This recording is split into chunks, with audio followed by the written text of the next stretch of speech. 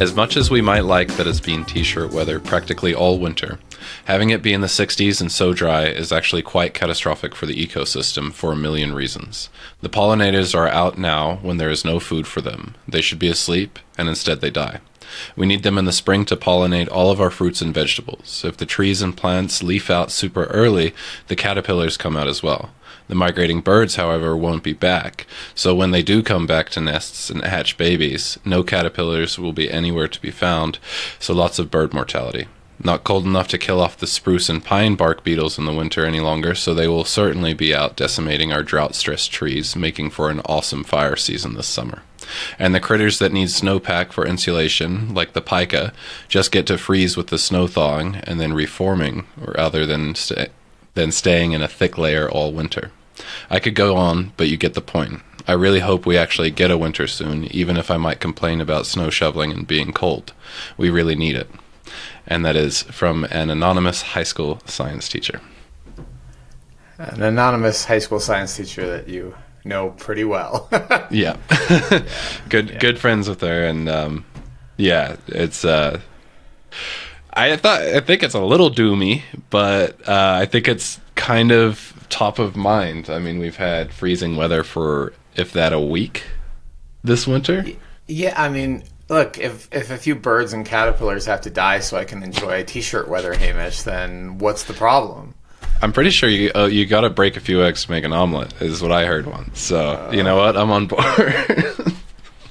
It's distressing. Abnormal weather patterns are distressing, not just for fire risk and freeze risk, right? My parents are in Tampa, and they're posting photos of below freezing or near below freezing temperature, which is just sort of shocking for them. It just, besides the personal discomfort or pleasure of warm weather in the winter, it's scary. Fire risk and the collapse of ecosystems that we depend on for life. Truly. Hello, right? Like through and through. Pollinators, save the bees. Yeah. So we are testing Mother Nature's resilience, that's for sure.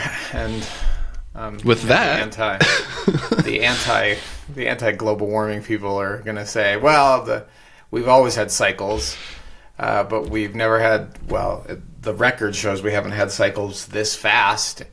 And one of our clients, who's a scientist, a climate scientist, paleoclimatologist. Yep, if I pronounce that right. Yeah. Careful sharing any more about him. But yeah, he says it's going to happen much faster because all of the key milestones are in the models are happening at a much faster rate than expected. So then predicted. So 100% he thinks we're headed to a lot of change, and not in 50 years, more like 10 years. And I don't know what to say about that, other than it's a good opening because this is the House Einstein podcast, House Einstein podcast 106, and we've been dealing with warm weather in Colorado and abnormal weather everywhere else, it seems, as well. And many of my clients now are talking about fire risk. In fact, I'm pretty sure that when we looked at a couple of houses this weekend with buyers, and one of those houses is in Shanahan Ridge, and it is surrounded by beautiful open space, partially that is in a subdivision. It's owned by the association.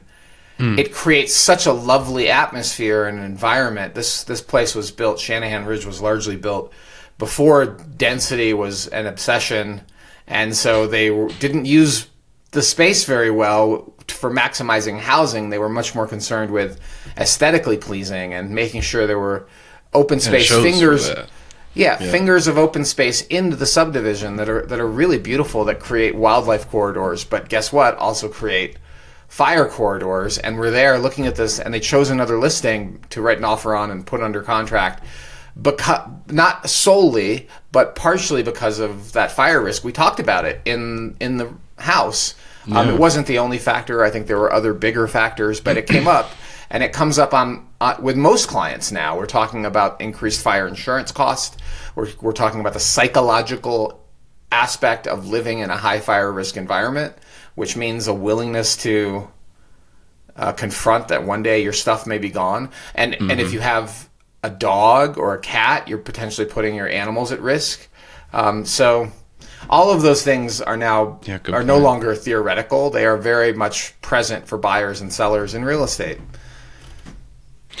So yeah, I think we'll be diving into that a little bit more. I guess, who are we? I mean, I'm Hamish, sort of the right-hand man to the House Einstein brokerage. With me is the founder and managing broker of House Einstein, Osman Parvez, established in 2013. And this podcast is kind of separate to the House Einstein brokerage, though we are sponsored by the House Einstein brokerage. And Osman, I'll let you, I think you do the disclaimers much better than I could. Okay, thank you. And thank you for that, Hamish. You usually don't do the intro like that. No, not it was at all. Very neat to hear it. I think you're going to be sharing a lot more in this pod. So this podcast is completely separate from the brokerage. And our mission in the podcast is to entertain you. That is a directive from our lawyers to remind you of that at the beginning of every podcast. If you are a House Einstein client, just pick up the phone and call us. And if you are a prospective client, well, you can find us at houseeinstein.com and you'll see our team and our contact information. Reach out to us there if you want actual advice on your specific real estate situation. We cover all the way from the suburbs of Denver on the south side up to Fort Collins and into the mountain towns. We have agents that specialize in those areas, and we are more than happy to serve you. And if you happen to be outside of our footprint listening to this and would like us to research and find you a great agent, one that reflects our values, which you hear week after week on this podcast, reach out to us. We are more than happy to do that research for you and help connect you with a fantastic agent that will serve you in line with, hopefully, our values so that you get a great real estate purchase experience or sale experience. Okay, so that's sort of the disclaimer. That's who we are. And let's go through our topics of the day. We're going to... Should I do it? You want me to do it, Hamish? Or would you like to? I could take a crack at it if you'd like. All right, take a crack. Gotta give your voice a break. Okay, so we have the typical series of segments. We have a closing table segment, a Tales from the Trenches, market conditions, sales of the week, shameless self-promotion, in the news, and carve-outs. Our closing table topic for this podcast, we're going to be talking about the ethics of negotiation. We've got some anecdotes in there and kind of some notes for people that are looking at their real estate options and kind of curious how real estate agents handle interesting events, unique circumstances which raise ethical questions and flags, and we're going to kind of speak to that. And the Tales from the Trenches, this topic, this tale, I'm not actually very familiar with, but I believe it's something where it was like originally we thought this person wasn't on the title and they were, and so there was kind of a scramble at the end to fix that. So Oz, you're gonna, I think, lead that Tales from the Trenches. We're gonna share several stories. Yeah. Real stories. We'll anonymize the participants so that we don't embarrass them or upset them. And these are real stories of where ethics came into play in real estate deals, and it's something that I think a lot of people just kind of overlook. They hear the word ethics, and it kind of just floats out there, and they don't really ground to what that means. Mm-hmm. And the reason this is a closing table topic is I really want to bring this up in where ethics matter and what the risks could be, unknown risks, when you choose an agent without considering their ethics. And I have to share that there are a lot of agents in this industry that are not ethical. And I've dealt with them, and some of these stories deal with them. So we'll talk about those, and I think it'll be entertaining for you to listen to as you hear about these sort of crazy stories that have real money on the line and real potential risks to buyers and sellers. And in the Tales from the Trenches, we're going to talk about... I guess this is more what I should have brought up. Yeah. Yeah, we're going to talk about getting what you pay for in life, and a tale where the team saved the day. And it worked out, but boy, it almost didn't. And it was literally right at the finish line when it went sideways. And I said it AI, so don't flag me. That was not profanity. Oh, but it went sideways, not the more colorful version of that. So then we're going to touch on market conditions, and I want to jump in really quick with saying that, hey, it's February 3rd when we're recording this on a Tuesday. You'll probably get this podcast on Thursday or Friday, and by that time, data will start to have firmed up. But if you hear January data between now and that podcast being released, this podcast being released, just consider it's early data, and we'll talk more about that. But we're going to hit on actual relevant data from last month and right now to help you see what we're seeing in the market. Our segment of sales of the week, I'm just going to hit what properties we're going to talk about, or at least we plan to talk about. There's a chance we're going to cut one of these. But 4760 Lee Circle, 1120 Hartford Drive, 4630 Talbot Drive, and 3000 Colorado Ave, Unit D114 are our select sales of the week. And we've got a little segue about our new upcoming Louisville listing. It's a couple of months away, but it's worth mentioning now because I think this house is really special for a particular type of buyer. So we're going to talk about that. And then our hot takes. News. Boy, our hot takes we're venturing into dangerous territory, edgy territory. That's in the news. That's our In the News segment where we give you our hot takes about news stories that affect our industry or affect our community. And we try not to dive into bigger and more salacious news stories. But it seems like this week we're actually going to talk about Epstein. And the local impact of Epstein that we're seeing in our community. And I'm seeing it in several areas. So we're going to talk about that. We're going to talk about the precious metals roller coaster that happened last week. We're going to be talking about the dollar bouncing back. We're going to be talking about Bob Yates and his latest Boulder Bulletin, which is his newsletter. And we're going to be talking about the weather, right? Well, it's the weather and maybe more than the weather, maybe something that could happen called the Carrington event or a Carrington event. With coronal mass ejections and the sun. Boy, we're all over the place, Hamish, in the news. But these things do impact the local community. These things do impact real estate. We will bring it back home, I promise you. We try to keep it local because you can get sort of national banter on any number of platforms, but you can't get hyper-local the way we do hyper-local. Where it pertains to the Front Range and Boulder specifically, right? Right, and maybe there are pods out there that do, but I have not stumbled across them. And if they do, they typically don't last long. We are now in podcast 106, so I think this is 2.5. Yeah, we're pretty well established with our pattern here. I think we're going to keep going because it's fun and it's clearly bringing us clients as well. So thank you, clients, for listening to the pod and getting a taste, a little sample of the House Einstein magic, and then picking up the phone and calling us because we love working with you. And then carve-outs. I'm going to be talking about the Alex Preddy Memorial Ride that happened on Saturday that I attended. And Hamish, you're talking about how much juice you're making even on a cloudy day. Yes, I have. My solar is now producing for the grid. So there won't be any Carrington events with me around. You best believe. Shall we? That's lovely thinking. I love it. That's so sweet. Okay, excellent. So that's our table of contents. Let's get into it.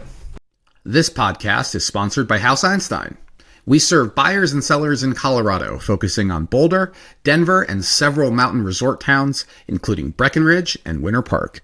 Our mission is simple: help you make a smarter real estate decision.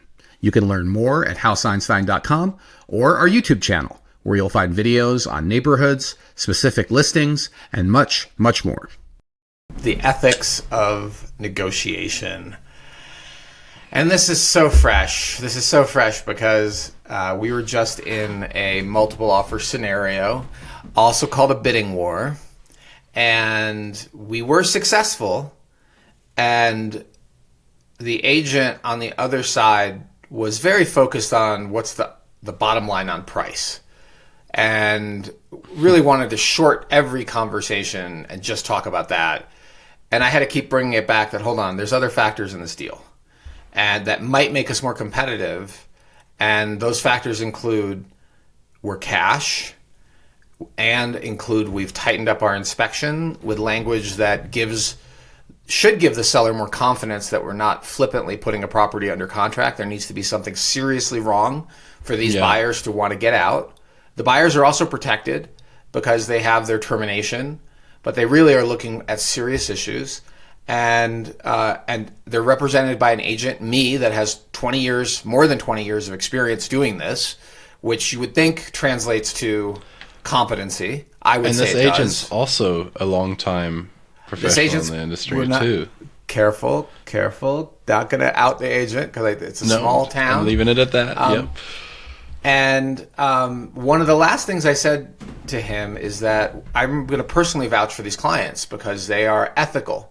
They are honest people. They are people that do what they say and say, they walk a line. It's really clear in how they think about things and how they treat other people, including me, very respectfully. And so these are respectful, ethical, honest people, and they fully intend to purchase the house and get to closing. They're not playing games, and they're just good people. I can vouch for them that they're really not going to jerk around the seller once you're under contract, and I'll do my best to keep them from doing that. And so in the middle of this deal, as we had submitted the offer, I got a message back from the listing agent that the seller had only agreed to a 2.5% commission. And I had written into my offer 2.8%. And my buyer agency is also 2.8%. We don't do it for less than that. In fact, we're thinking about moving it to 3%. And the reason is we do so much more than most agents do. And I can show you that line by line on the things what we are doing to from soup to nuts, even well after the part where you start working together, we are hand holding all the way to closing, assisting with I'm not going to pitch us right now, but we do a lot more. Okay, I know we do a lot more, and we could move to 3, but we've been doing 2.8 for a long time, and I don't do it for less than 2.8. So my clients would be on the hook for the 0.3%, which at the purchase price of this home, frankly, is irrelevant. It is almost it's a trivial issue, the 2.5 to 2.8. And I told the other agent that, look, that should not get in the way. If that's the issue between me and the other offers, let me know and I'll eat it, right? I'll eat the 0.3 because I don't want my clients being, losing in a bidding war over 0.3%. Like that is not ethical, because my mission is my mission is to serve them, not personally profit from everything I do in life. So you were going to say, Hamish? We've had, I think last year we had a set of clients that the sellers countered on the commission, and our clients said, you know what, we're over it, because if the sellers are going to be so cheap on this menial piece of commission, it sets a bad tone. Yeah. And so they walked as an aside, It's a very so this was not the topic of the closing table, but we're here, so let's talk about it.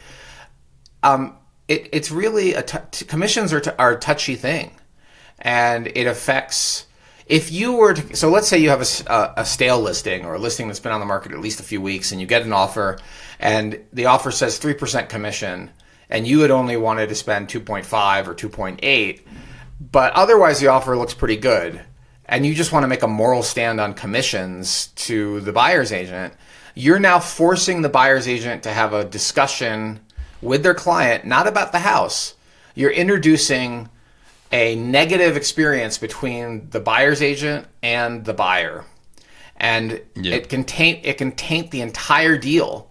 And it certainly doesn't make the buyer's agent feel good about the house they're now trying to get to closing on, right? I mean, the buyer's agent should be focused on due diligence and supporting their client through that process. But when you suddenly say, hey, I'm not going to pay you your 3%, I'm only going to pay you 2.5, the 0.5% now needs to come from the buyer. The buyer's like looking at this and saying, your listing's been on the market a few weeks or even brand new, and you're being a cheapskate. And I don't think I want to work with, and that's exactly what happened, is that they basically said, we're going to fire that deal. It's not worth it.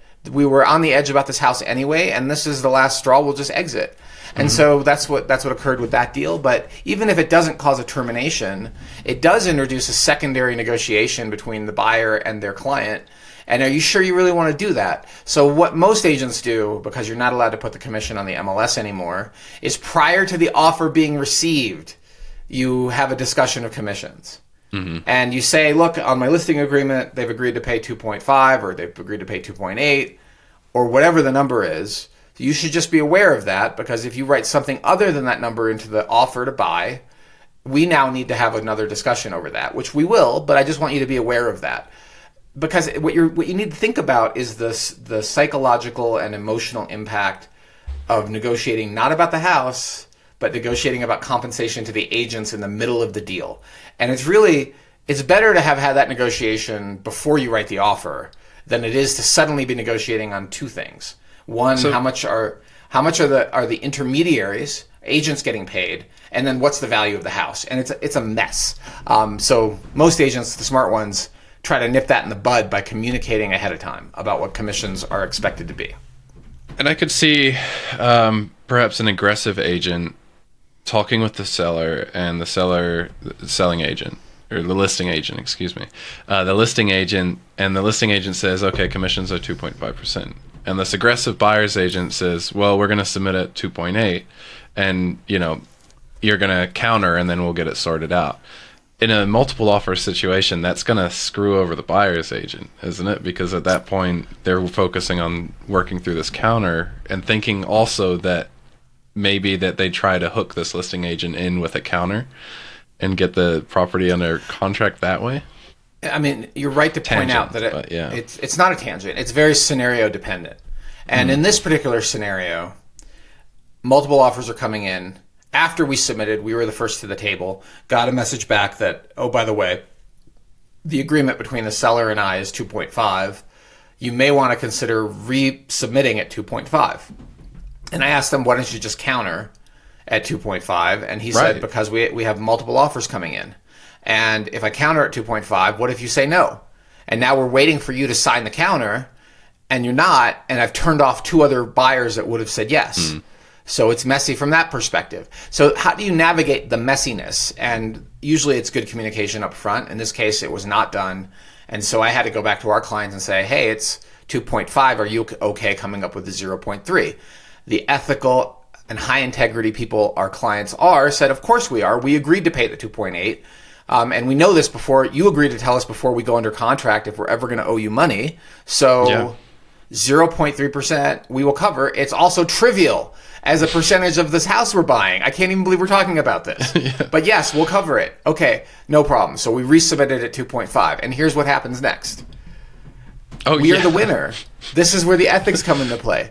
We are the winner, but guess what? Because of this really crappy software system called CTM that creates a data room that both parties share, the buy side and the sell side, the listing agent, and I think it was their assistant, sent the first contract to be signed to the sellers, not the second one.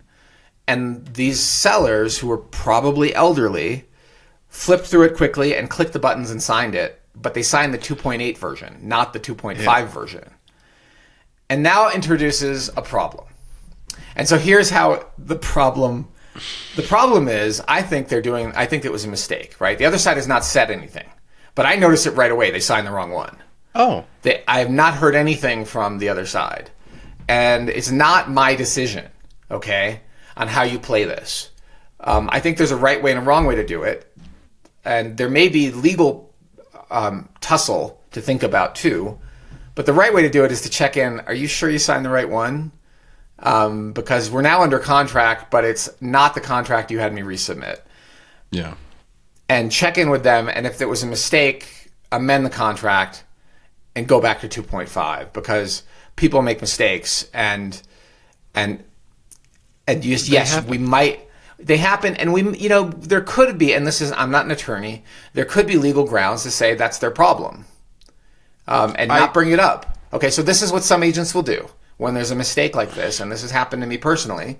They won't say anything, and they'll just go the whole way through the deal, and then when it's time to pay commissions, then they'll let that come up as a problem, right? And it's too late. You've already continued through the transaction process. We thought that's what you went. Sorry, your problem.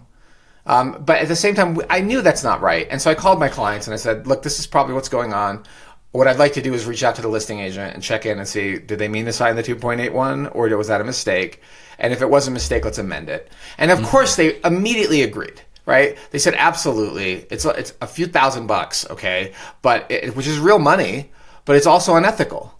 And so that's what I did. I called, and sure enough, they had signed the wrong one. And that I reminded the other side. I'm like, remember when I told you my clients are honest and ethical people? This is where the rubber meets the road. They are honest and ethical people. We're going to fix the contract without any pushback or attempt to get something more from your mistake. Like this is, if you would give us an extra day to deposit, like we did have an ask, but we would have had that ask. We would have had that ask anyway. It was a courtesy. It wasn't like an ultimatum, right? No, like we needed to move one of the dates to be more convenient to my client in the contract, which we asked for to be amended at the same time. But that was not like a tit for tat negotiation. That was just, oh, by the way, while we're doing this, let's correct these other things. And here's one additional thing the buyers would like is a little more room to get their earnest money in because they're traveling, and it just makes their life less stressful. So I'm familiar. The listing agreement you would sign with your clients specifies the percentage commission to be paid out to the buyer in event of an offer. And I'm wondering... From the listing agent's gross commission. Correct. So that's how the contract in Colorado is written. The listing agreement says, and for simple math, okay, I'm not saying this is the norm, but for simple math, let's say the total commission is 6%. And in there, you'll see there's a line that says, from this, 3% of the 3% shall go to the buyer's agent, and that's calculated from the purchase price. Right. So that's how it's supposed to work. Is that the listing agent is paying the commission as a cooperative commission to the buyer's agent, and the title company handles the payment. So the listing agent never even touches it. Yeah, but in theory, it's like kind of what is it, like earmarked to the listing agent, and then through the. And this is contract language, so I shouldn't be so flippant, but right, it's earmarked to the listing agent, and then the title company kind of does the disbursement and everything as dictated by the offer. So say this agent has a 6%, right? And the co-op is 3%, and, you come in with the offer asking for a 3.2. Just, I guess the listing agent would get less of a cut. Right. Out of that? So either way. So let's say the total commission, that's how, okay, so this is not a contracts class. So real estate commission, if you're listening to this. Exactly. Yeah. Okay. Either you can hire me to teach your contracts class, and I would probably say no, because I'm not a lawyer, and I think you really should be to teach the contracts class. But my understanding is. I really think you should, yeah. I really, and they often are not.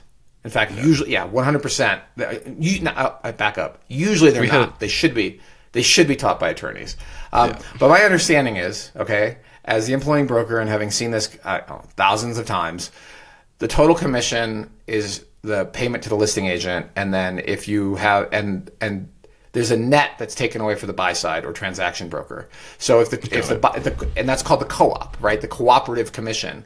That's how it's written into the contract. So if the next contract, the actual contract to buy and sell, says 2% to the buyer's agent, and your listing agreement says 6% total commission, well, then the 4% is going to the listing agent. The listing agent's collecting 4 and paying out 2. If it's 3 and 3, if it's 3% to the buyer's agent, it's 3 and 3. If it's 3.2% to the buyer's agent, the listing agent would get 2.8. And that's important to explain to sellers. That's how that's supposed to work. In this particular case, the agent said I would need to amend my listing agreement, which is totally not true, but that's fine. We weren't going to argue to protect their commission, yeah. Right, to protect it's true. If they were there to protect their commission, which I can assure you was probably 3% or even 3.2%. This is not a discount agent that we're talking about, and he's very experienced. So I didn't want to argue. We don't need to debate. Short, right? The long story short is that ethical people aren't going to allow something in their favor that was a mistake or typo, especially from a group of people that could be elderly and confused by the technology. And so if it's an honest mistake, most ethical people are going to say, hold on a second, that's not what we agreed to, right? And there are others that, like, for example, if they're doing some sort of deal with a large corporation and this large corporation has made an error in their favor, they're not going to bring it to the attention of Walmart or Amazon that you sent me 2 packages by mistake, okay? No. And they're just going to say, hey, Jeff Bezos can afford to lose a package every now and then, okay? Which I don't agree with that, okay? I think ethics applies whether you're dealing with billionaires or you're dealing with people that have no money, right? That are living in poverty. I still think ethics apply, but not everyone thinks those things, and not every agent for sure thinks those things. So let's talk about the second story. Yeah. And this is where we were on the receiving end, okay? Yeah. Again, representing the buyer. And we had gone under contract, and we had prepared a inspection objection with issues that were legitimate, that were found when we had our inspection done. And when we put the document into DocuSign, I dragged the boxes for the buyer's signatures onto the wrong lines. So if you look at the notice to correct in the state of Colorado, there are two sections for signatures.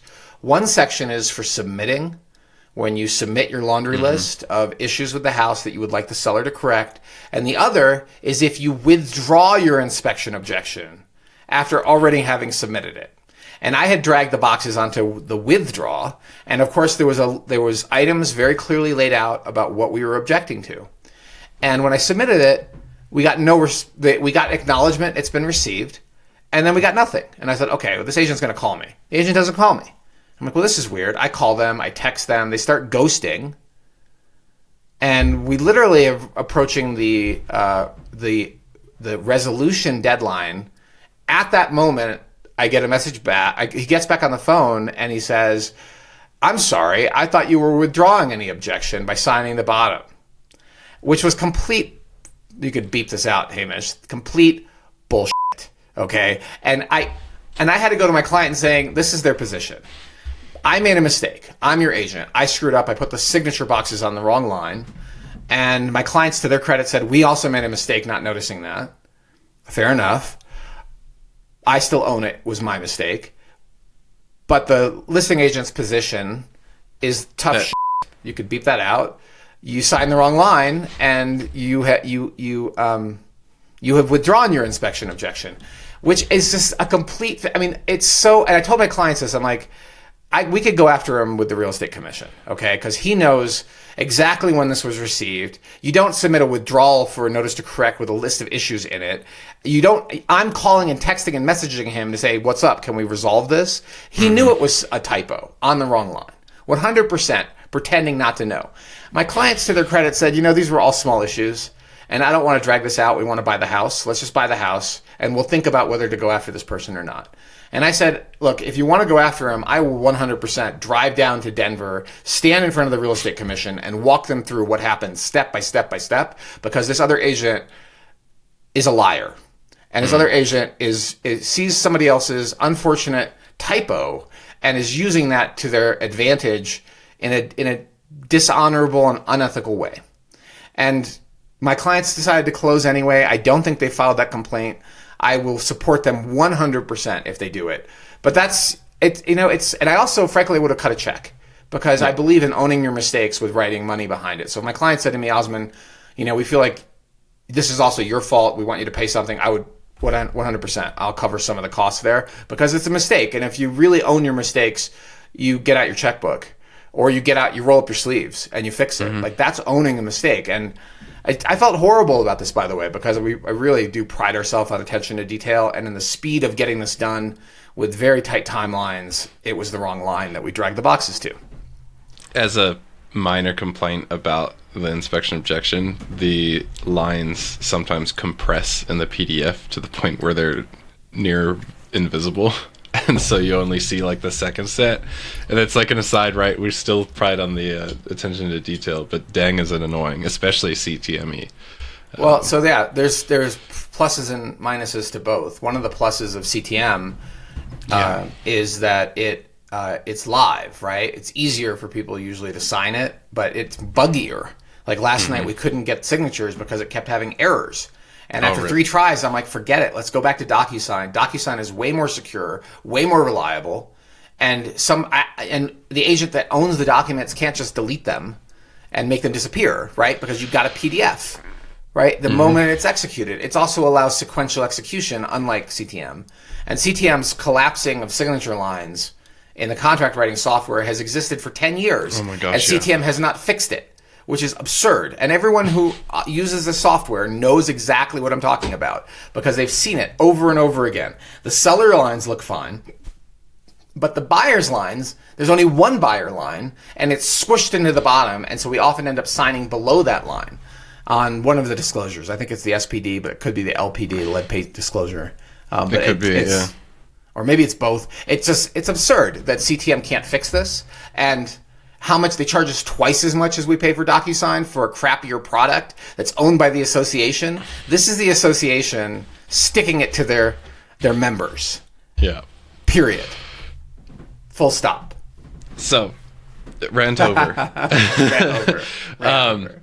But yeah, it's one of those things where it's like, for me growing up and thinking about like law and things, what this other agent did was kind of like, oh yeah, to the letter, like, you know, like, oh, got him, you know. And it's like, the more I'm in this world and this industry, I'm like, yeah, you just don't really do that, you know. It's kind of about resolutions and setting tones correctly and kind of working together on things. It was just a little shysty, you know. Especially the tone, calling you right around resolution, being like, oh, well, I thought you withdrew, you know. That's just like almost like twisting a finger in the wound type of deal. I think, and I'm pretty sure he called. We finally got on the phone with each other after the resolution deadline had expired. So, yeah. There's a worse one. I didn't put this in our list, and this is an agent here in town whose name I will not mention because he gets a lot of listings. And we had a buyer. We were looking at a house on the Alpine Balsam Peninsula. It had just been listed. My buyer was cash. We came in with a reasonable offer. At that point, there had never been there had never been a full price sale at that price point ever in all the database. And I showed my client that. I'm like, look, I don't think you need to offer full list. There's never been a sale that's full list at this price point and above. And I think it was 3 and up at that point. So this is 10 years plus ago. I was going to say this. A while ago. Yeah. And he said, and so we submitted like with a reasonable discount to the list price, which was like 5% below list or something like that, which should have been an acceptable offer. And I said to this agent, look, if there's any other offers that come in, can you call me? Because we might revise. And he said, absolutely, we'll reach out to you. And then he goes dark for basically 24 hours, and then I get a message back that they chose another offer. And by then, he never the called. acceptance deadline's lapsed, Yeah. right? Yeah. Yeah. And I asked, what happened? Why didn't you call me? I told you we would improve our offer if there's competition. And he said, my client chose the shall not disclose the presence of other offers checkbox on the listing agreement, so I couldn't tell you. Which is the most ridiculous thing I've ever heard. And why would you ever choose that box?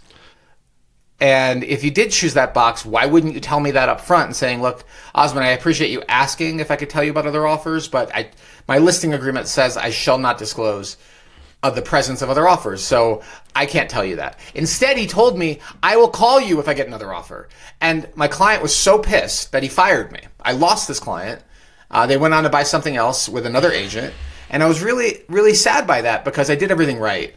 And the unethical behavior by this other agent, which has forever tainted our relationship. I know who he is now, right? It's like Oprah says. Just from hearing. Yeah. Once they show you who they are, believe them the first time. And that's who this person is. I cannot trust anything this agent says. And I tell my clients that every time we go look at one of their listings. I'm like, look, everything he says we have to verify because he is not trustworthy. He is somebody who will lie to look good or to feel better, or to whatever the reasons were that are actual reasons. The end of that story, though, is there was a silver lining. And the buyer's agent, whose name is Daphne Queen, who was successful, okay? She was the winner.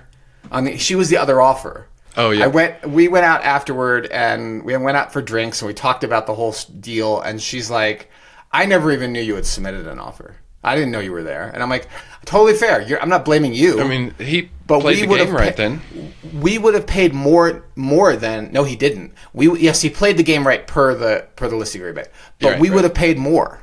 And that's the part that I told Daphne. I'm like, you're lucky because my client was ready to go for more than list. He didn't have to have a discount. We just assumed there was no competition, and the market data suggested no one pays more than the list at this point in time for this price point. But he was willing to pay more than the list for that house. And if I had pushed him to do that, we probably would have had the house. And it would have been at a higher price than Daphne's client, which is totally fine. Daphne, by the way, is lovely, and we really enjoy deals together, which is why I'm mentioning her name. I only mention names of people we really like and feel good about working with, and who we respect deeply. And praise by name, criticize by category. I'll name the other agent in the deal that was successful. And she's great to work with, and she bought the drinks that night. And we've done deals since. And that built a better relationship, actually, between me and Daphne. And good relationships between agents help get deals done. Particularly as the price moves up, we need more trust in transactions, more belief and faith in each other to do the right thing. And I think Daphne does the right thing. So there you have it. When we're in the war room writing offers, Osman is super explicit in deciding a price to offer at when he's talking to the clients. And I heard this, like, you talking about this, Osman, and I think it's worth mentioning. Like, this buyer that ended up firing you, I do not believe for 1 second that you were like, we have to offer under. I think you did your analysis correctly and everything, and the buyer agreed, because ultimately that buyer sets the offer price. So for them to fire you after willingly offering under, and losing out, whether or not there was or wasn't an offer, like, it's because I know that some people hear or can think of agents as kind of like driving the ship here. That's not what we do. The ultimate decision lies in our clients' hands, and so it's kind of, it's a little bit crappy that you got fired for I'll be doing honest, your advice and your job. I was pretty upset with that client because I gave them the best advice I could, and if this other agent hadn't lied, we would be successful. And it wasn't due to fault of mine that the other agent lied about what was going on in the negotiations. And I still don't understand, again, why they would have done that, because my client would have gone higher. And almost certainly higher than where the price ended up. But it's a weird checkbox to have in the listing agreement, to be fair. It is. I don't understand why you would check that box. If somebody does know why, please leave a comment, because it doesn't make a lot of sense to me why you would not disclose competition for the house.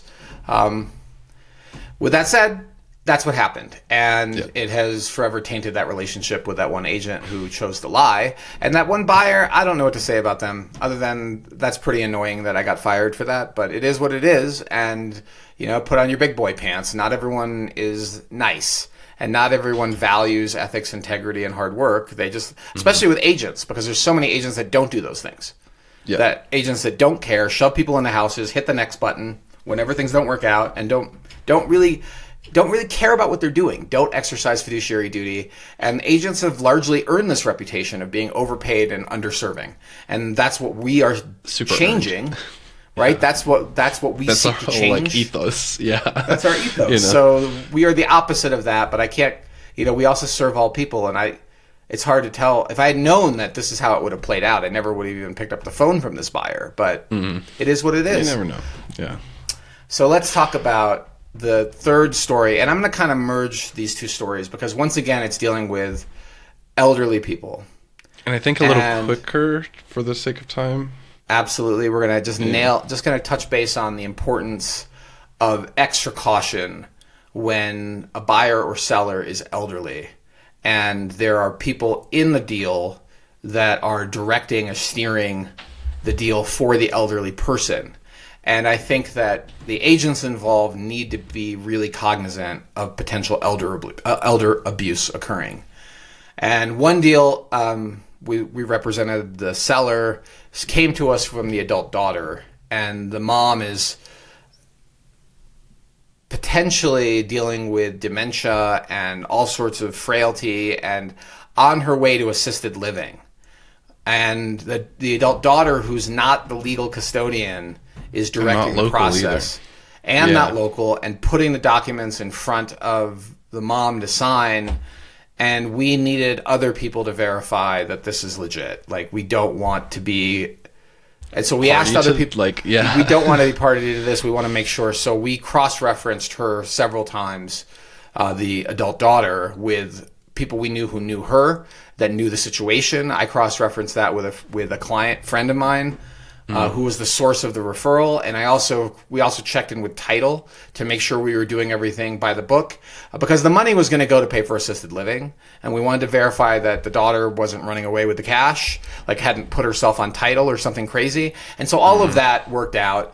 And then the other story that I want to just briefly mention was we represented the buyer who's elderly and dying of brain cancer, and in this particular case... That was a tough one, yeah. It was a tough deal, and that house needed lots of work, and there was a time delay between when the money was going to be available and we got through all the contingencies. And during that time delay, we reached out to the seller and said, look, one of the reasons they're buying this house is because they want to garden. It's like they really enjoy getting their fingers in the earth and being out in the sun, and this house has got all this land for gardening. We're not closed yet, but we're ABC, we're all but closed. Would you consider allowing them to visit the property and start the process in gardening? They won't go in the house. They'll just be outside. Can you put that request out to the seller? And I fully expected them to say either no or we need to sign a lease agreement, because that's probably what needs to happen. But instead they chose the compassionate route, which was short answer was yes, go ahead and do it. We don't want them to lose out on any more time doing the things they love doing. And they didn't ask for a lease. They didn't ask for any indemnity on the buyer falling and tripping on the property. Nothing like that. They probably should have, but they didn't. I think they were just compassionate people. And it's so nice to deal with. I'm getting a little emotional. It's so nice to deal with people that care about each other, that are like on the buy and sell side, recognize that, life is short and everyone is on this road to dying at some point, and being kind to somebody that is on their way out. I just meant a lot. So ethics, integrity, compassion all come into play in real estate transactions. And I think we can wrap up the closing table here, Hamish. How do you feel? I agree. I think if we keep going, I'm going to get sad. That was yeah. Tales from the trenches, Oz. Okay. Tales from the trenches. Hamish, this is before your time, and this is a deal where the listing agent in the deal is a discount brokerage in Boulder. Well, in Denver. They're throughout the Front Range. They are called Trelora. I'm going to name them because this is a real story, and they really screwed up. And the real screw up was so at the time, it was difficult to figure out who was doing what in the transaction. They may have changed their systems, but at the time it was like you make one phone call, talk to one person, somebody else calls you back. And so in the middle was some sort of CRM that was not very effective, because it was a mess. People didn't know what was going on in the transaction. And one of the things I noticed was that it was only the husband that had signed the purchase agreement, and not the wife, who appeared to be on title on the basis of tax records. And when I emailed, I'm pretty sure I put this in an email, and I would have to look to verify, and this is recollection on the story. They indicated to me that the wife had been removed from title. Right. That they were getting a divorce and they'd already handled that. I was like, okay, let's move forward. And I took it on their word. And we went through the whole transaction process, inspections, all the contingencies, and got right to the closing. And I'm driving in a moving van on the way to Burning Man. Okay, so this is the moment in time. The day of closing, of course, is the day I'm driving. And I'm headed out of town, and I've just gotten out of Fort Collins, and we're getting ready to get into Wyoming when the phone rings, and it's the title company. And that's when they tell me that there's a problem. It appears the wife is on title. And, looking back on this, we probably should have paid more attention to the title commitment. So here's another lesson for you. As the buyer or buyer's agent, read the title commitment. It's going to list who's on title. And you could have stopped this process or dealt with it earlier. And that's a snapshot of the current time, right? The title commitment. So it's like as current as it gets. It should be as current as it gets. And if the agent on the other side says, hey, they've already dealt with that, ask for a copy of the agreement, call your title company and say, hey, we don't have the wife on title because the Trelora says that she's not, they've dealt with that. And maybe that's what the husband told Trelora, that it's dealt with. We've handled it. Don't worry about it. And Trelora probably should have verified too when they saw the title commitment come back with the wife's name on. Anyway, the phone rings, and surprise, the wife's on title, which means we don't have a contract. She hasn't signed anything. She hasn't seen anything. And not only was she not on title, she's at the closing table not wanting to sign, yelling at the husband. They're fighting over the price. The price is too low. I'm not happy. Holy yes. And this is with a title clerk I know and love very much. I'm not going to mention her name because I don't know if she favored us or something. I don't want to get her in trouble. But she said, I asked her point blank, what can we do to fix this right now? Because my clients literally have sold they are here to buy the house and move in. Moving truck, right?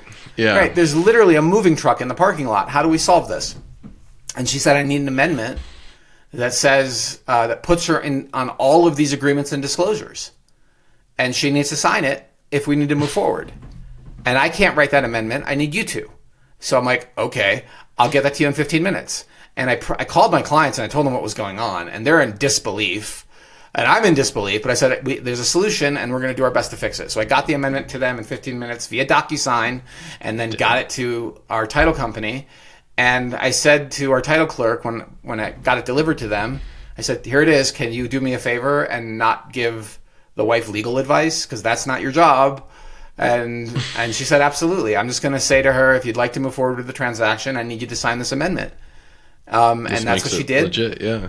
But, she could have... Look, it's very natural for some people to feel very empathetic towards somebody who is expressing their victimhood, right? And that's what the tone was, is that the wife was being victimized by the husband. And it's very easy for some people to want to white knight that situation and solve it, right? To take pity on the wife and say, absolutely, you know what, wife, you don't need to sign anything. Go ahead and get out the door. And the deal's off, which is true. And to our title clerk's credit, she did say, if you want to move forward with the transaction, I need you to sign this, right? Yeah. And the wife signed it, and we closed. But literally, husband and ex-husband and ex-wife, soon to be ex-husband and ex-wife, or I don't know where they were in the transaction. I mean, at that point, they're yelling at each other over this right in the closing room, and the deal almost fell apart. Your buyer's there too. But the tale from the trenches is, do not just gloss over the title commitment. Look at it. And I feel like buyer's agents, including myself, prior to this, didn't look as closely as we should have at the title commitment. When it comes back, it's important to verify the basics. And this is one of those lessons that you only learn when you screw it up. And you're like, holy cow, it can go really sideways. It could get really expensive for our clients who had everything lined up, moved their lives, and were ready to acquire this house and move in that day to suddenly say, sorry, it's not your house. This reminds me a lot of Ian, when he came on the pod to talk about the fraudulent seller. He was working with a buyer, and there was a seller up in Netherlands selling a buildable lot, I think, for pennies on the dollar. And they went through with the process, checked with title, and I can't remember what the final thing was that discovered it. But if you want to hear about that too, check out our history. I know the thumbnail is fraudulent seller. The title might also be fraudulent seller. I can link it below. You can look it up while we're chatting, Hamish, and just give them the podcast number. But there is fraud in real estate transactions when things don't smell right. Dig deeper. Do your basic due diligence. Oh, one thing I want to add is that I think the real estate commission would tell you, and the lawyers that advise realtors would tell you, that due diligence is not the responsibility of the buyer's agent. And it's up to the buyer to conduct their due diligence. And I personally feel like agents can do a better job of helping buyers. We see these things all the time. We know what to check for, or we should. And we can be doing these things in support of. And of course, we have all sorts of disclaimers saying it's the buyer's responsibility. But there's also a degree of responsibility buyers agents and sellers agents need to take over the process that they're not taking because of the legal position that agents are supposed to have in the transaction. And that includes things like not pre-disclosing known defects. Agents are required to preemptively, proactively disclose known defects with properties, irrespective of whether you're on the buy side or sell side, to the parties involved. So if you learn as a listing agent that the property's got a mold issue or a cracked foundation, guess what? You are required to disclose it to every buyer And most agents don't do this. They pretend they didn't see it, which is shocking. There's a listing in town right now. Incredibly dubious. That is so bad. We've talked about it. Oh, that one's still there? Yeah. It's covered with mold. There's structural issues everywhere, visible and obvious. You'd have to literally never have stepped foot in the house not to know these things, or to be completely incompetent to not know. A wholesaler's dream. Yeah. And she keeps marketing it as, such an amazing opportunity to fix this house and make a lot of money. And meanwhile, it's overpriced, full of mold, and structurally deficient. Ouch. Anyhow, I think that's a solid story. And the podcast is number 32. I will have that linked in the description too, the one where Ian comes on. And Ian's expressed an interest on coming on again. And I think he was taken... he was very fresh to the podcast world, so his energy might be a little different. But the next time he comes on, I think he's going to be a lot more excited and animated.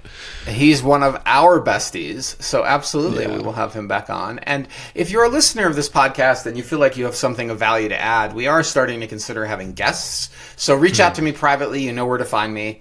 And let's talk about what that might look like and what we're specifically discussing and why you might be a good guest on the pod.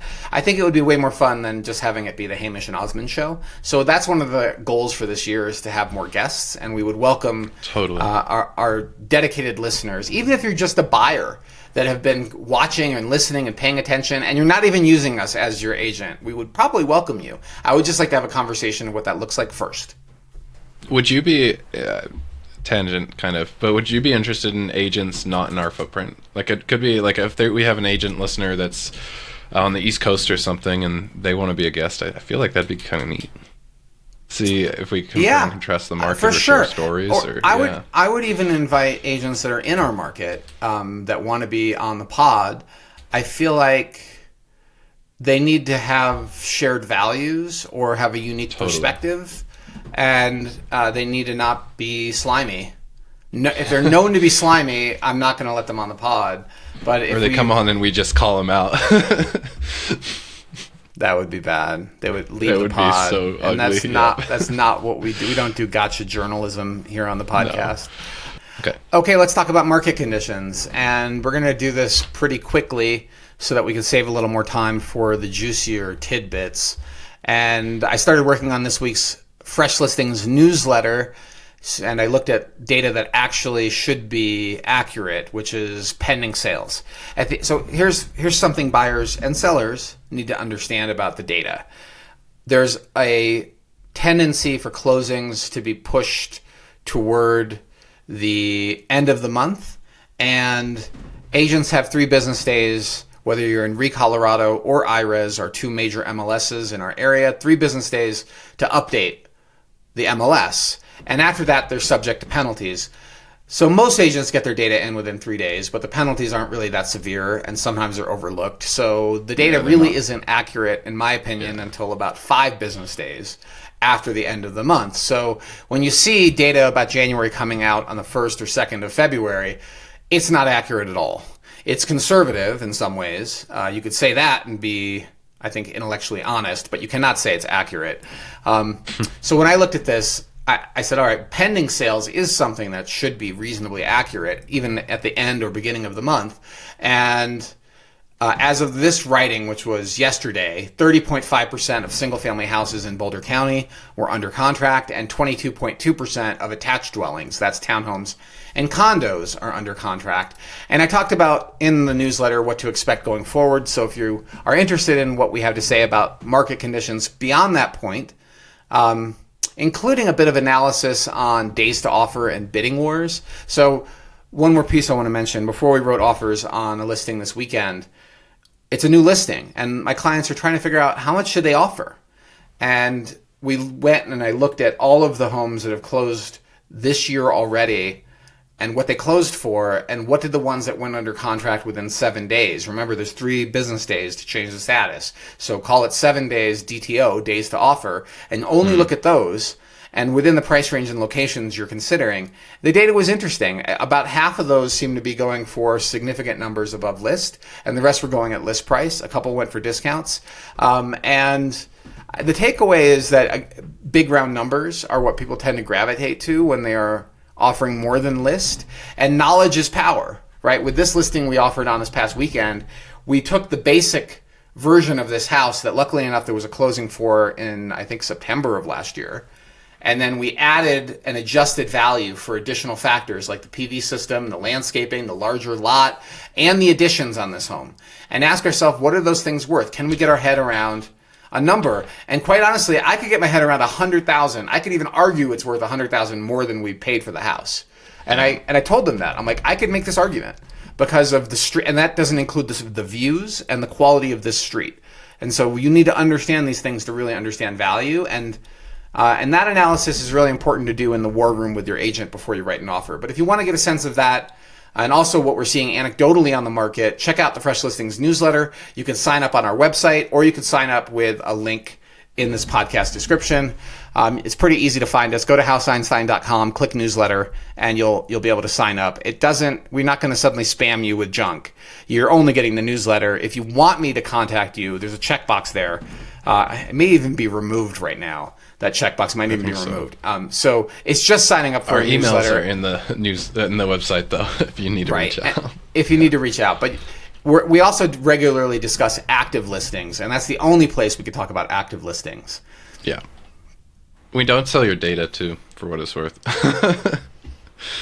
Not yet. Not yet. Not ever. Hopefully, I don't think we'll ever sell your data. I think that's wrong. If your data ever is it will be moved to a new entity if House Einstein is like acquired or something crazy. But anyhow, okay, let's move on from market conditions and talk about sales of the week. Oh, perfect. It is sales already. So a few of these ones we've seen. And do you want to really quick recap what sales of the week is, or how we? I think you should. You could talk about it. So sales of the week for us are somewhat subjective, though we pick these as kind of interesting data points in the week of sales that elapsed since the last podcast. Some of them are indicative of the trends that we're seeing, and others are just interesting, neat, or unusual. Sometimes we post some biggest losers, sometimes we post some insanely over list. It really is kind of a mixed bag, but more often than not, they kind of fall in line with the overall trend that we're seeing or talking about. So it's kind of interesting. So what makes them a biggest? What's a biggest loser, Hamish? I'd say like biggest negotiated discount. Ah, okay. Yeah, I thought you were saying like this person just took a beating or something. Okay, all right. Well, I think that's accurate, Hamish. We are talking about homes that represent certain price ranges, locations, conditions. They're indicative of market conditions in those particular tranches of the market. Or they're just cool houses and they're interesting deals and we just want to talk about them. And we have 4 of them for you today. 4760 Lee Circle is our first one. And Hamish. Yeah, so I showed... Well, let me talk about the basics of the house first and the overview. Location, and then let's do an overview. So this is Arapahoe Ridge. It's a ranch-style house with a smaller than typical basement. It does have, 400 square feet or something like that in the basement. Let's see what the number is. 336. So tiny little basement, larger ranch, and big lot, 10,000 square foot lot, 2-car attached garage, 3 bedrooms, 3 baths. The primary is on the main, the laundry is on the main because it's a 1-story house. Arapahoe Ridge as a location is excellent. It has a little pocket park. I don't think I've ever seen campers in the park, so to speak. And if it wasn't for the sunken flooring, this would have worked really well for one of our clients. And it had studio sheds in the backyard, 2 studio sheds, which are a brand of high-end shed to create more usable space. Yeah, Studio Shed is a brand name. They charge too much for their designs, and then you go build them. They had 1 or 2 studio sheds in the back. Maybe they bought the designs and did 2 of them. Well, maybe they only paid for the design once. I'm not sure how their licensing works. I see what you mean. But the house is pretty updated. I mean, maybe not perfectly, right? Like concrete sinks that are black are a little kind of old-fashioned, but they look better than Home Depot sinks from 20 years ago. You can see photos of the pocket park. It's staged. So pretty nice house. And from a deal perspective, it hit the market. Oh, hold on. One thing to know about is there is a flood zone in Arapahoe Ridge. And this home was listed with Colorado. So it's listed on IRES, but it doesn't have it's listed as minimal risk in the flood zone. So one of the things you should always do is check the actual flood maps, because agents sometimes get it wrong. So this was supposedly not in the flood zone, but there is a flood zone running through Arapahoe Ridge that buyers should be aware of. And from a deal point perspective, these people acquired the home in 2014 for $575. Wow. That's amazing. Mm-hmm. And they sold it for 1.3, and it was on the market just 3 days before a buyer snapped it up, which means the first weekend it went under contract, and it sold for full list minus a $3,500 concession for unknown reasons. Lee Circle? So that's okay, but that was this listing period, as Hamish is just about to point out. Right. It was actually originally listed in May of last year, and nobody bought it. It was on the market it went under contract and then fell apart, undisclosed reasons. Hint, by the way, here's a moment that I want to mention something. If you're the buyer of a house like this that has a history of going under contract and falling out of contract, you should get copies of the inspection and or the termination notices to know why they terminated. Do not take the listing agent's reasons at face value. Always ask for a copy of the notice to correct. It is a document they received, or a notice to terminate. Earnest money release, you need to see the documentation of why this deal fell apart. Not once, but twice. So it was listed at 1.295 in May. It went under contract 4 days later, but that buyer bailed. And then it was back on the market June 25th, under contract after 43 days, and nothing happened with that. It expired under contract in August of 2025. We don't know what happened. The listing just expired in withdrawn status. Strange. Oh, strike that. It didn't go under. Oh, I'm reading this wrong. Strike that. Hold on. The second listing period, it never went under contract again. Okay. It just was active and then was withdrawn and then expired. So It was on the market for 43 days, and then they pulled it off and the listing expired that same day. Which normally there's something fishy about those dates. I just want to add, usually withdrawn and expired don't happen the same day. Usually the client wants to withdraw it, so you withdraw it, and then you talk about how to solve this problem. Why are we withdrawing it? You can't sell a withdrawn listing that easily. And then if there's some disagreement, the listing expires when it expires. But they brought it back in January. I don't know what happened with that previous listing. We could look up, if you really wanted to go down the rabbit hole, who owned that listing and did the listing change brokers. My guess is it probably did. It came back on January. I mean, it looks like mutual firing is what happened, right? That's what I would read into the dates. But if it's the same agent, they didn't get fired or they got rehired. January 2nd, it came back on the market. Then this is the latest listing period. And it did sell for 1.295 minus that small concession. And again, get a copy of the notice to the termination notice. Mm-hmm. So my read, do I share? Yeah, it's your turn. Yeah. What do you think? So I saw this home. Overall, like, it showed really well. I think the updates were reasonably tasteful, and for our buyers, it was like the sunken area was a bit too large and a bit too open. They had I think a toddler that they wanted to keep close eyes on and not necessarily subject to like falling downstairs, and keep a little bit safer. And we sat for a little while in the common space and tried to think how could things be configured to make things better, and really couldn't come to a solution. The basement was also small. It was roughly the size of like a standard primary bedroom, and that was it. But it did show some nice kind of either repairs, improvements, or upgrades. There was a reasonable kind of radon mitigation system that looked fairly new, and sump pump and kind of things that looked pretty recently installed, which was nice to see. The garage was super sunken in the center, like it cracked in the center of the garage and then sunk inward, which our client said EVs, so I was like, unless you spring a coolant leak, you should be okay. But my car's leak, and I'm just gonna fill up my garage with fluids that way. But But yeah, overall, it showed well. The primary is in that room right off the front door. I don't think felt amazing for our clients, and then the primary bath was also fairly small, given kind of given the price and all these things. It just, I don't think, made sense for our buyers. But it is quite a pretty house, and it showed quite well. And I think it was priced right. It's also a house that is in a cul-de-sac, and because of the pie-shaped lot, the backyard's going to feel really spacious and private. If I remember right, it's dollar per square was $571. I mean, I think it's priced right, reasonably affordable. Oh, I think they were clever. If I remember correctly, yeah, the back fence is not a real fence. It's one of those like just post and beam. So you're effectively, like the 4-foot high fences that are just like a frame of a fence, no pickets or anything.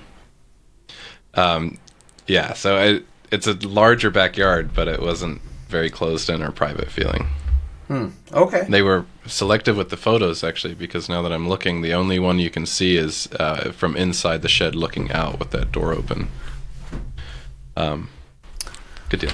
All right, let's talk about 1120 Hartford Drive. And this particular deal, or this particular real estate, piece of real estate, is a basic ranch that somebody has glommed on a garage ADU addition. At some point in time, we could find that, I'm sure, in the permit records. But it's a 4-bedroom, 3-bath, now 1,500 square feet, with that one car attached garage with the studio above it.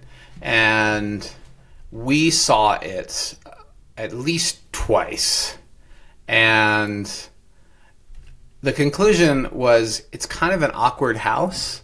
The way the ADU is attached didn't really feel good. And every time I saw the house, I thought, clients could get over the awkwardness of this house if the paint colors made more sense, because there was so much that had been done. The mini split system, the kitchen was turnkey. I don't think it was done as a flip. The quality looked pretty decent. The fixtures were even updated, and then it was just the curb appeal. And this is one of those tricky things where obviously the sellers chose these colors, but I don't know if they realized how off-putting it would be to see the orange shutters. I think that if the orange shutters were painted, it sort of has like a Ronald McDonald kind of like color contrast, the yellow and red with the blue, like that, yeah. That same kind of, this kind of composite color. Look, I'm not an expert in color, okay? I've taken some education in color selection, enough to know what I don't know, but I know that most of my clients felt a little nauseous walking up to the door. Like they felt, that orange on the shutters. And you would think this is so minor, but it's not.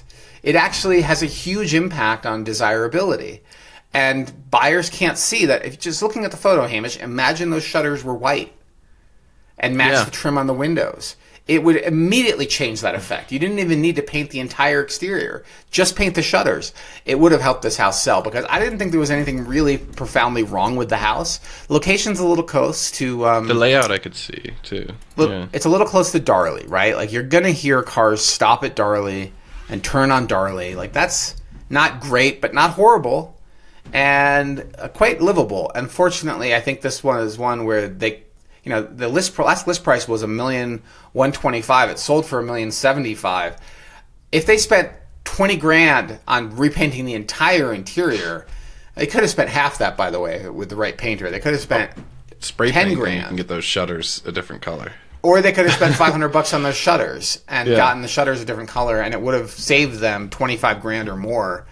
And it would have sold much faster, because it was listed originally in June of last year. They overpriced it at $1.188, and then they started chasing the market down. It did go under contract briefly in August, but then fell apart again, and then it came back. It was in withdrawn status and expired in September. But then they had an overlapping new listing. It's the same old story of pretend that it's a refresh listing. But it did eventually go under contract for real in November, apparently the second time. So again, ask for that termination notice if you're buying a home that's previously been under contract. And it closed January 30th at $1,075,000. I think the buyers got a great deal. It took a buyer with vision to get past the shutters. $1,075,000 for Table Mesa, a ranch that's updated plus the ADU. I think that's a screaming deal, actually. Yeah, these shutters, they look, because I've got my color wheel right here. Blue and orange are complementary colors. But blue and like orange red are not. Like, I wonder if it's just slightly off on the hue to where it kind of creates that, and like, the queasiness feeling. Yeah. Well, complementary is not necessarily what you want in color selection for houses, but even ignoring the complementary factor, right? There's something here that is off-putting, and I think it's not pure blue and pure orange. Like, can you imagine a purple and yellow house? Oh, those are complements too. I filmed Hamish. one, or a red and green yesterday. Like, what you don't want. So this is where complementary. That word complementary does not mean that you should paint your house that way. Right? No, purple and for and yellow, house red choice, and green. right? Yeah. No. No. If you're putting an outfit together, maybe for fun and whimsy, but if you have to live with this every day, it's just. I mean, I think they could have gotten away with it because that blue is actually kind of attractive. It's the orange shutters. Just paint the orange shutters white or remove them, and the house would look better. And then that layout with the ADU, I can really see being a red flag for certain buyers and a lot of people too. So what's odd, Hamish, is that the interior is so nicely painted, is so subdued. The colors on the staging match the tile. Yeah, like it's so nicely done. And then it's just the outside and a little bit of awkwardness in the layout. But I think the buyers got a screaming deal on something that was literally so easy to fix and overlook. But I saw this and I felt it. And people make decisions on real estate on emotions first. I'm going to say it again. Emotions first, rational, practical decisions second. Of course they have to make... chagrin. Yeah. Well, that's just how humans, right? You fall in love with somebody, and then you realize that they're a great match for your life, and then you marry them. You don't fall in love with somebody, realize that they've got a drug habit and a disastrous family thing going on, and then you're like, oh yeah, let's get married. Like it's just you've already gotten emotionally invested to get to stage 2, and if you can't get past stage 1, Not speaking from any experience or anecdote, by the way. I don't know where Osmond pulled that out from, but I don't think it fits anything. It does not fit any of my ex-wives, although I only have me one. Or no one. It's just a funny. I don't know. I just threw that out there. Okay, let's move on. One of the two, I think, because we have half an hour. I'm going to do them both really fast. Okay. Super fast. Okay. Okay. Go for it. 4630 Talbot. You should talk about because I think we've both seen this. Yeah. The big issue here, okay, is the lot, in my opinion, and this is the risk of buying an inboard lot, where rather than having a large backyard, you have a truncated backyard that feels very not private and weirdly laid out. And that awkward backyard also affects your setbacks, which from a future development perspective has impact, but it has a really big front and a really small back. And that is not what most people want in their mental vision of what a house is. So, and it also from a neighborhood perspective, and don't take this the wrong way, people that live in the neighborhood, but it feels less neighborhoody than lots of other places in Boulder. So we took clients to see it. They just couldn't get excited, even though the house wasn't that off. Some of the finish quality looked a little bad. I remember that. And it just, my clients, when I took them to see it, their reaction was, we think this is really overpriced. And they just didn't feel an emotional pull to it. So it is what it is. That's my take on it. It's sold. So it's a 4-bedroom, 2-bath, 4-level house, 2,160 square feet, 2-car attached garage. Checks a lot of boxes for a lot of people, and eventually sold for $1,060,000 compared to the original list price of $1,290,000 starting in July of last year. When they started really high, they chased the market down. They took $1,060,000, so more than $200,000 below the original list price. Yeah, for my set of clients, we had different clients that saw this home. I think actually this was an exploratory showing. They decided also that they didn't like the neighborhood, and that they're more interested in kind of 1980s and newer style of home. Yep. Okay, our last one, 3000 Colorado Avenue, D114. This is in a subdivision known as Wimbledon, and it is very high in students, a few young professionals, occasionally others, but if I had to guess, I would guess 70% students or more, and that's its close proximity to the university. Built in the 60s, I know the ceiling usually is asbestos. The popcorn is asbestos. Some of them have been mitigated, but these are typically classic townhome style properties, right? The layout is classic townhome. This one has a 3-bedroom, 2-bath, 1,200 square feet almost, which is bigger, which is basically the same size as the decent Martin Acres Ranch. And they acquired it for, let's see, it was acquired for,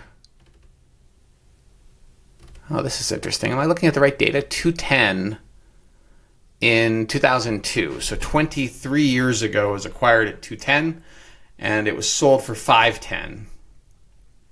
And it was on the market about a month in this latest listing, which is the whole listing. So that it was priced right. It was listed December 12th, which is a very weird time to list, but they listed it then, and they went under contract January 12th, so about a month later, and it closed pretty quickly after that. And it was acquired with a cash deal at $510, so $25,000 below the list price. This is a classic kiddie condo, and the math is, rather than paying a slumlord for 4 years or more for your college CU student, or maybe multiple CU students, if you are a legacy family that your family tends to go to CU, you buy one of these and your kid can control the roommate situation, collect the rent, learn about property maintenance and management, and get a little more responsibility. You also aren't dealing with a slumlord. You know the property is safe. It's in such close location to the university. It just feels nice for people that can afford it, and often it works out mathematically, given the appreciation or at least hold values. Boulder real estate tends to drop slowly and rise quickly. I think we've had a couple of years of down, and this person is probably buying this thing close to the bottom. $510 seems like a very reasonable price for a nice 3-bedroom, 2-bath this close to the university. In fact, I would trade my property all day long that I own that's similar, 3-bedroom, 2-bath, for this one, just because it's so much closer to the university. But a very, very nice I don't know if I'd call it nice. It's nice for students, right? Like, this works really well for students. We've helped buyers and sellers many times at Wimbledon, and it would be a development I would personally consider investing in. Yeah. 2-car garage would be sweet. Off street. Oh, okay. 2-car off street. I'm looking on Realtor, trying to, see view from the consumer. So that's a good distinction. Yeah.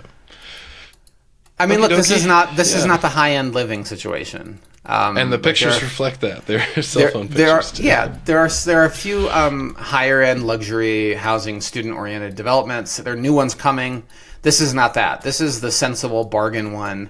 It has pools. It has a really nice community, but it's not going to blow your mind in fit and finish and fixtures. It's just well situated, well priced. It's like the value investment for CU kiddie condos. Yeah. This is a really solid one, and I'm glad we did include it in our sales of the week. Yeah. Okay. Hamish, what's our shameless self-promotion? We have this, it's a pretty sweet listing coming up. It's on a massive lot with, insane backyard. I'm not entirely sure the size of the lot, and I think, we'll for sure disclose it when the listing is live, but it is huge. There's planted boxes, there's a pond, 2 storage sheds, a pull through like a service access that backs to a bicycle trail. And then the house itself goes on. It's one of those, it's a split layout, but it's like a really nice larger layout with like kind of a generous main level, a very generous lower level, and then the upper level for the bedrooms. That all kind of meshes quite well. I'm really excited to see what our seller does with the place and prep for it. But it's an extensive home. Yeah, it's big. Yeah. And I would still describe it as sort of entry to mid-market, not the bottom, but the upper bottom, right? It's not a luxury house, but it's a very functional house. It has plenty of space, giant backyard, incredible landscaping.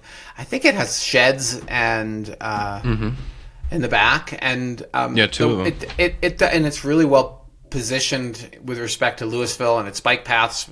It does have one item that you can't ignore about, and that, I mean, I don't feel like I need to disclose it, but I will. It has a train track that's very close proximity, but according to the owner, you get one train a day, he thinks. Like, it's not common that trains are ripping through there. So it will be priced appropriately for the train. But if you are willing to consider it, you should come look at it. I think it blows away most other houses in the price range where it's likely to be situated. So if you are interested in learning more, reach out to us and we'll share the details. I say too, when we were looking at it, this neighborhood doesn't see turnover, if at all. The large majority of the homes are still the owners from the early 2000s. Yeah. And the seller says when all the in the summer when all the vegetation's in, you don't even see, like, it feels like secret garden back there. So. And I think that's when we're hoping is kind of late spring, ideally, to see when things bloom. Given the quote that we started the podcast with, maybe we'll see spring sooner than later. But that's our shameless promo. Stay posted, and if you know somebody or if you yourself are looking, reach out, and we might be able to share a little bit more info. All right, let's talk about the news, Hamish. Yeah, nothing but good things. Last week, for context, the precious metals, gold and silver, saw a massive drop, a drop that is unprecedented in terms of its magnitude, and it started coming back up. And the dollar also bounced back, which in my show notes I wrote dead cat bounce, because it's been falling so aggressively against other currencies. If you're not familiar with the term dead cat bounce, it basically means that if you fall from far enough high, even a dead cat will bounce off the ground. Which is so Wall Street. Wall Street is so full of these types of things. So the reason I bring it up is that it has an impact on rates. It looks like yields for mid-duration treasuries across countries, many countries, have all risen. And typically, that duration of treasuries is very closely correlated to interest rates on mortgages. So I don't know if we're going to continue how much further mortgages are likely to drop.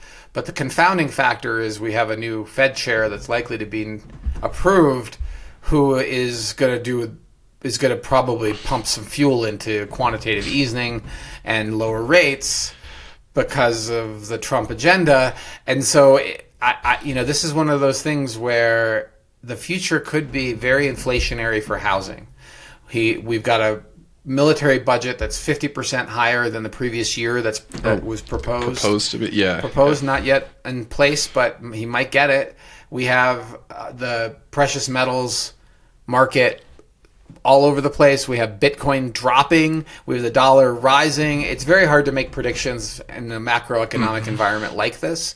But I think it is indicative of a lot of change coming. And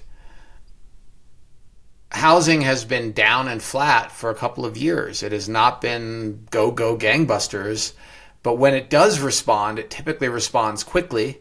I call it the Augustus Gloop effect of built-up demand. Exactly. Because buyers delayed purchase. It's not like renting is not a substitution for long-term buying.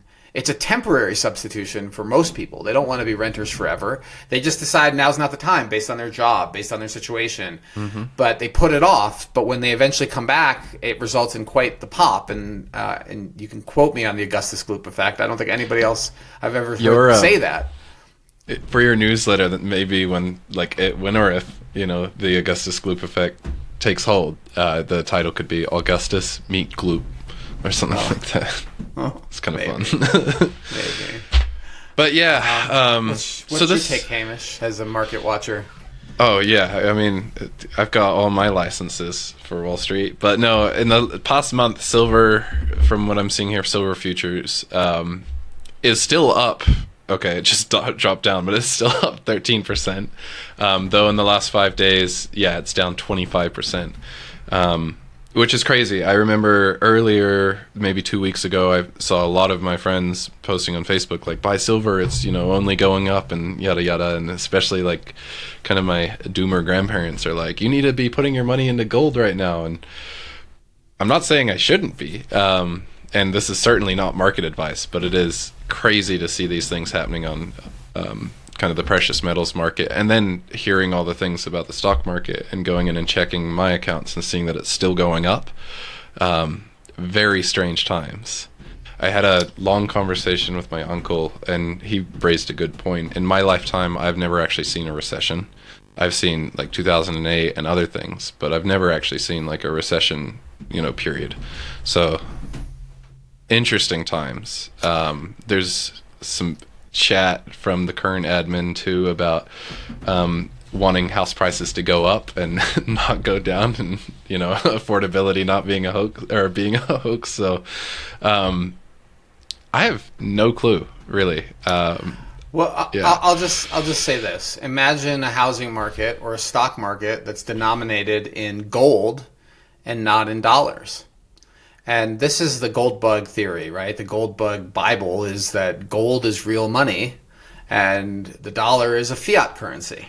So if you price things in gold, you're going to get a totally different perspective on what's happening with other assets like stocks and like real estate. And so that's, this is the way out of a massive deficit, a massive national debt, a bubble, an asset bubble, is to depreciate the dollar, and that is 100% what is happening. So real estate, and then that in theory, real estate in theory typically tracks inflation. And if the dollars are getting a lot cheaper, those cheaper dollars will eventually flood into our economy. And locations that are highly desirable, which I think includes Boulder, it's not the only place in the world, but there are probably 6 cities in the United States that I would consider personally living in for their quality of life, their outdoor recreation, their education opportunities, their incredible weather. Where would you want to live, right? Boulder is one of the top places in the country to live. I think those places, the best in the Western U.S. Broomfield's a close second, and I think that we're going to see Boulder real estate catch on fire again. Because not necessarily because it's just time, it's just because of what's happening on a macroeconomic level. Yeah. And I'd heard a couple years back that the USD had been kind of overvalued for a while, kind of due to the higher rates. And Osmond, you know more than me about macroeconomics and these particular things, but it was something to do with our higher rates disadvantaging other countries that trade in our USD. And so it kind of, like Japan, for example, the government has had to intervene multiple times over the past couple of years because their dollar got so devalued against the USD.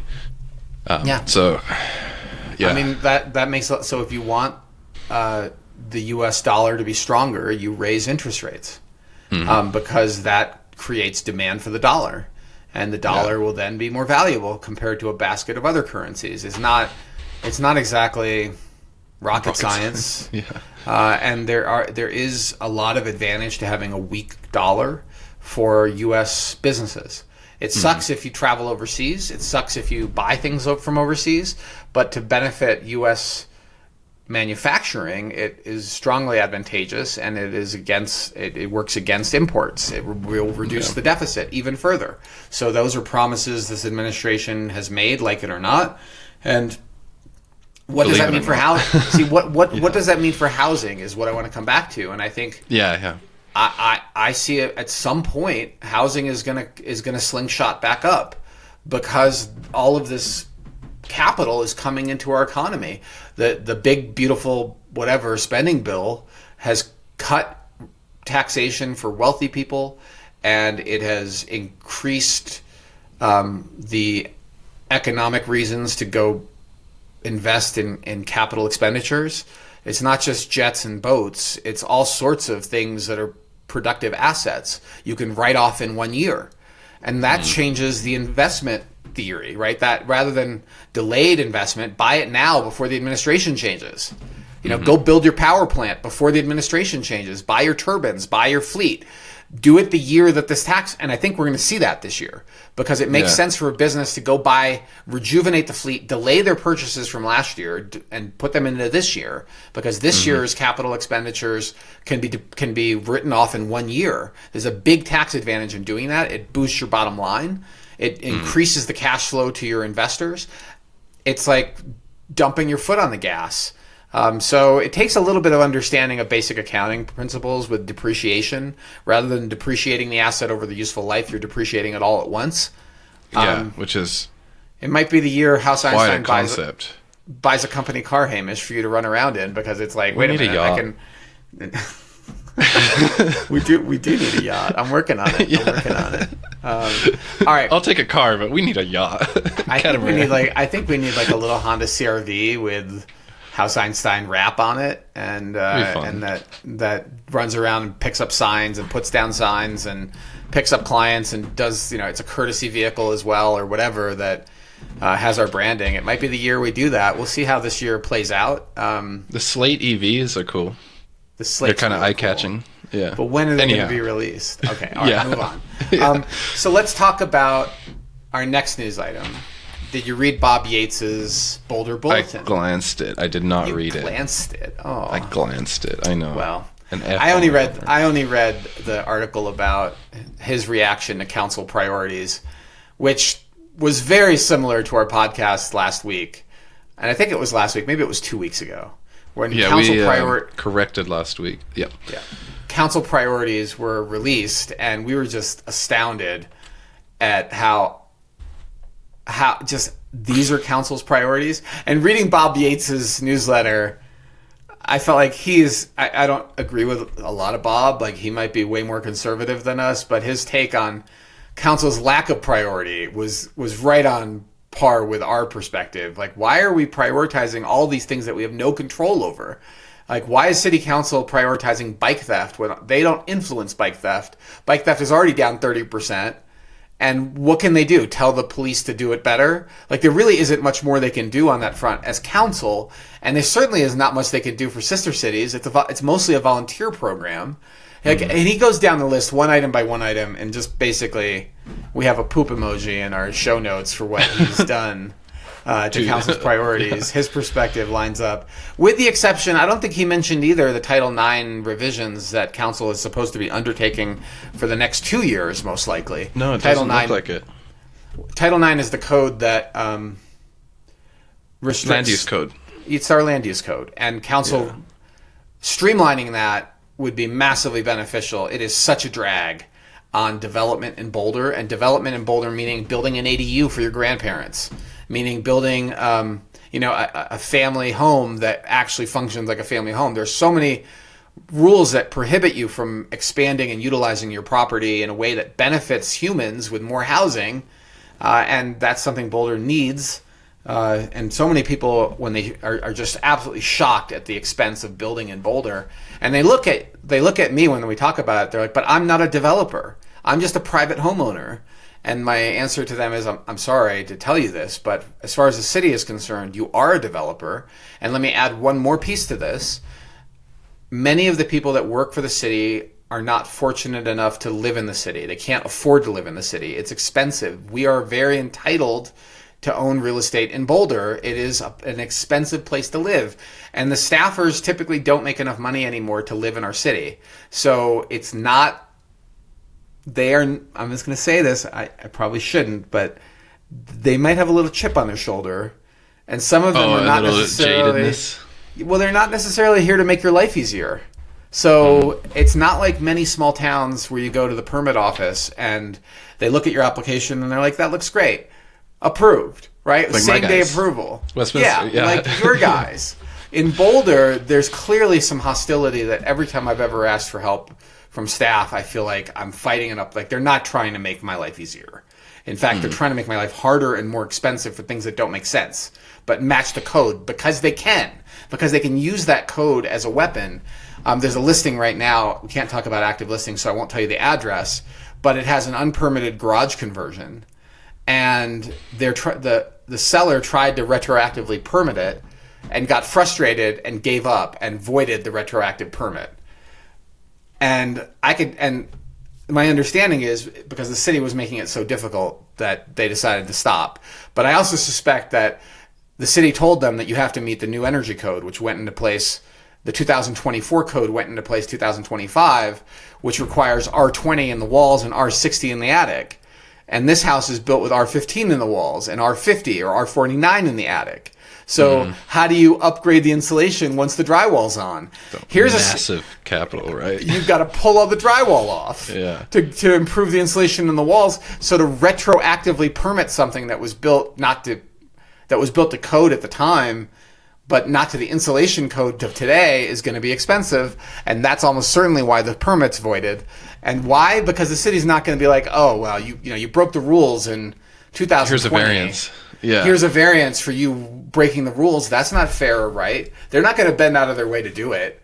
And maybe they're right, okay? But definitely there's a little chip about, hey, we can't even afford to live in this city, and you want me to like retroactively permit this so you can sell your $1 million house while I have to rent? Like that doesn't, you got to remember that there's inequity, and and humans are humans. And I would probably feel the same way. I would still try to treat people fairly, but entitled homeowners wanting their really luxurious mansions permitted or retroactively permitted, I'd be like, I'm not betting. Like, hey, it's lunchtime, right? Yeah. Like, we're not going to rush this permit through. So don't be surprised that that's the attitude you bump into when you try to get things permitted. And it's really nice to see council prioritizing, streamlining that process. So Bob Yates we might not always agree with, and this isn't necessarily a plug for him too. However, I do get a lot of value out of reading what he's got to say sometimes and see a perspective that I wouldn't have always thought of, and can mull over, see if it fits my my Bible of life. So yeah, I think good mentioning, and I also think he's pretty dang good at writing. So if not at all, if a little jaded and angry in the tone of his writing sometimes, but I think so. But I also think his heart's in the right place. Look, he could be doing 1,000 other things. He's made enough money to retire. I think he's a former level 3 employee. So I think, or a telecom exec. I don't think he needs whatever council pays. It's a trivial amount of money. And so when you spend years on council, they're doing it from a place of care and stewardship of our community. And we need diversity on council. We need people that are far left, deeply progressive, and we need people that are reasonably right and relatively conservative, hopefully just from a fiscal perspective. Please. And I think that's what we mostly get. The conservatives that end up on our council are usually people that are actually very liberal, other than how we spend money. They care about how we spend money because they pay a lot of money in taxes, and they want to see that money spent wisely and not just squandered on stupidity. And that's what we often get if you just have one side running the show, is that there's no attachment to where the money's coming from. It's just, hey, our budget just refreshes every year, right? We got to spend it. And that attitude is really dangerous for government. That almost needs an overhaul in itself. We have no time. What do you want to do? Well, we're gonna talk about we're gonna skip the Carrington event discussion. We'll have to save that. There's plenty of doom and gloom elsewhere. Up the sleeve for later. I'm just gonna mention the last thing. We are almost out of time. We're gonna skip carve-outs, Hamish. Unfortunately, we'll save them for another day because we have a meeting that starts in 5 minutes. But I think we should talk about Epstein. We promised people we would talk about Epstein and billionaires in Boulder. So one of the billionaires in Boulder owns the kitchen, and that's Kimball Musk, and he's Elon's brother. And recently in the communities I pay attention to, there has been quite an awareness of the political perspectives and behavior of the owners of these businesses, everything from Pasta J's to Big Red F. Their statements about ICE have been scrutinized. And in fairness, the comments have been somewhat balanced. For every vitriolic, F you comment, there's somebody saying, hold on a second, the legal advice they're giving their staff is actually valid. And do you really want a server making the call on whether it's okay to serve ICE agents or not a meal? Like, do you really want that to be the server's problem? Do you want the server to get into a confrontation with ICE agents to ask them to leave? Like, how do you want to approach these things as a business? That's really important. But this latest thing with Kimball and Epstein looks kind of bad. it looks kind of like, I don't know if I would rather not see this in my social media feeds, but now that I've seen it, I can't unsee it. And just like with the decision to not buy a new Tesla, I don't think we'll be going to the kitchen anytime soon, because it looks kind of bad. But at the same time, he hasn't been charged with anything. Nobody has. No, Ghislaine, right? Ghislaine is in jail, right? Maxwell's in jail. One Epstein person was in prison and was suicided in prison. And so I think that we're going to spend our money where our values are, and certainly not frequent the kitchen. I'm interested to see how he responds. He's also on the board of Burning Man, or was, which has caused a major flare-up in the Burning Man community, where people are boycotting. One person just recently posted they're not going to accept the art honorarium because they don't want to be supportive of Kimball on the board. So I think these conversations are happening right now in all sorts of organizations. Kimball needs to step down from the kitchen and the board of Burning Man, or needs to make it clear what his actual involvement was, and have the ability to prove it if his hands are clean. But the things that I've seen online are kind of icky with how he's talked about women in these emails, and I'm like, that's kind of gross, and I definitely am not going to the kitchen anytime soon. I don't think I've been, but I just caught wind of this today, right? Reading the Denver Post came out about it, and I was like, oh yeah, Kimball is in Boulder. And yeah, I'm curious to see kind of what comes from it, for sure. For the staff of the kitchen and Chef Hugo, I forgot his name, I kind of wish them safety. and I hope they're able to, at the very least, do their jobs in peace. But this, I mean, it's an insane, these files and what's going on right now in the U.S. political climate is just outstanding. I can't really speak anymore without going off. So in the conspiracy corner, I mean, now I need to go watch Eyes Wide Open. I have not seen that because of it appears to be with so Tom Cruise? many. Yep, it appears to be. The Kubrick movie apparently references wealthy people that are involved with Eyes Wide Shut practices. Eyes Wide Shut. So apparently there's all this controversy and conspiracy over that movie being re-edited that is now making the rounds. That apparently was much more of an attack on the elites and their rituals and their treatment of others, and potentially some really dark and creepy things that they've done. But coming back to Epstein and billionaires, just like with Elon, if we bought our Tesla before Elon openly supported Donald Trump. And at the time, there were hints of transphobia and racist things that he said and did, but it wasn't quite as blatant. And since that time, he has gotten really, empowered, I think Vinod's criticism of him is accurate, and his anti-trans position is repulsive. I also don't have a child, much less a trans child, so I don't have an official position on this. I think it's up to the parents to make these decisions, and I know they don't make them easily. With that said, we were not going to buy another Tesla, and it's a fantastic car. It's such a dilemma, but we're like, this car is great, but I don't even like driving around in it anymore when I see some of the stuff that Elon has written. And it's like, it might be time to get this and just suck it up and take the loss, because I don't like the association. Luckily, it's very real too. The people like breaking windshields and defiling Teslas have gone away now that Elon has stepped away from government, but it's still the stuff he writes on X is still pretty gross. And yes, we have to end the pod. Hamish, I just need to do the roll call and we'll end it. Let's do it. And so thank you so much for joining us at the House Einstein podcast.